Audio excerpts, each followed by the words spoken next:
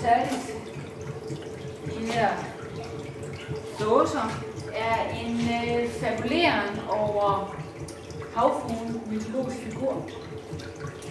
Havfruen er, som I kender fra Disneys eventyr, primært fra H.C. Andersen, men også fra folkloren, er en figur, der symboliserer en kvinde med længsler og drømme, hun forsøger at få udlevet. Længslen efter den elskede, som lever i et andet element end hendes eget, og som hun derfor har svært ved at nå. De forskellige historier udspiller historien sig på både tragisk og lykkelig vis. Som vi kender den fra Disney, der er det jo en glad og lykkelig historie, der ender godt for prinsen. Og den fortælling, vi kender fra H.C. Andersen, er lidt mere sådan tragisk. Der springer hun i vandet til sidst og må vente i 300 år på at gøre sig fortjent til kærligheden. Min skulptur er ligesom en tanke eller en fabuleren over de der eventyr. I de her dåser svømmer havfruen rundt. Hun er indespærret, som hvis hun var en bjørn i zoologisk have, der hvileløs går frem og tilbage. Hun svømmer op og ned og har ingen mulighed for at undslippe. Dåserne skulle gerne fremstå som henkogningsdåser. Derfor har den også undertitlen Preserved Dream and Longings. Vi har fået drømmene og længslerne lagt på dåse, syltet og gemt dem til en anden lejlighed, til bedre tider, til når vi tør tage chancen, når muligheden endelig byder sig. På et tidspunkt tør vi vel åbne dåsen og lade drømmen komme ud. Udstillingen har også en video, der hedder Hibernating Mermaid. Og Hibernating Mermaid er på samme måde en fabuleren over den der mytologiske figur, som vi ikke helt ved, hvad kan og hvad skal, og hvad hun egentlig gemmer. I videoen der er hun i dvale, ventende, eller er hun død? Er det i virkeligheden en strandvasker, vi ser? Det må være op til beskueren. Men i hvert fald er det noget i en ventetilstand. Når I kommer ind i udstillingen, så håber jeg, at I vil lægge hænderne på tønderne og mærke hjerteslag. Fordi godt nok er hun henkogt eller syltet, den her havfrue. Men hun har holdt i live og holdt i gang af cirkulerende vand og pumper.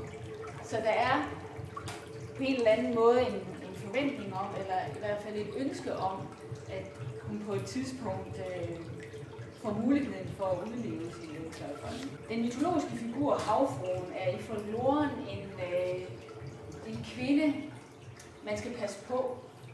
Fordi kvinder med indestængte drømme og længsler kan være farlige. I kender, hun forfindes jo som havfrue, men kan også være sådan en sireneagtig figur, der lokker sømanden i havet. Det er det smukkeste og dejligste, han har set. Hun synger for ham, men hun er dødbringende. Sømanden, der forelsker sig i havfruen, går mere eller mindre et visse død møde, når han springer i havet efter hende. Mit arbejde med havfruen, som jeg har lavet i flere forskellige udgaver, eller kvinder i vand, kredser omkring den der kvindelighed, som er gemt af vejen, men også det potentiale, der ligger i både kvinden, men også havfruen som figur, en form for, når vi siger undertrykt eller hengemte længsler og drømme, så er der også en fabulering over den kvindelige seksualitet, som i traditionen og igennem tiden er blevet måske ikke undertrykt, men i hvert fald gemt af vejen. De her skulpturer og videoer på en eller anden måde blotter meget kvinden som krop. Ja, måske både sådan den smukke del af kvindekroppen, men også I hvert fald i Hibernating Mermaid, er der de der reminiscenser af, at noget er forkert, at noget er galt, at hun ligger bare der gemt, og måske er ved at gå i opløsning.